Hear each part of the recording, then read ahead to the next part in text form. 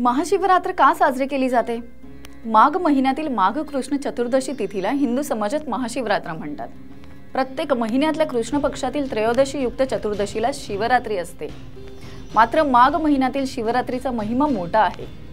महाशिवरात्रीच्या दिवशी सर्व हिंदू बांधव उपवास करतात। भगवान शिवाची आराधना आणि प्रार्थना करून दुसऱ्या दिवशी उपवास संपवतात।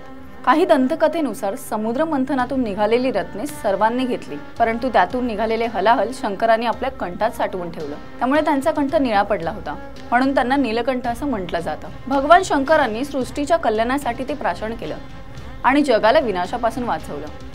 अमृत पितो तो देव आणि विष पितो तो महादेव असं म्हणतात, म्हणून भगवान शंकराचे हे ऋण फेडण्याचा दिवस म्हणजे महाशिवरात्र होय। शिवपुराणाच्या कथेनुसार महिन्याच्या कृष्णा पक्षातील चतुर्दशीला भगवान शिवलिंगाच्या रूपात प्रकट झाले। तेव्हा भगवान विष्णू आणि ब्रह्म यांनी प्रथम शिवलिंगाची पूजा केली। तर दुसरीकडे असं म्हटलं जातं, महाशिवरात्रीच्या दिवशी भगवान शंकर आणि देवी पार्वती यांचा विवाह पार पडला। यामुळे ही महाशिवरात्री साजरी केली जाते।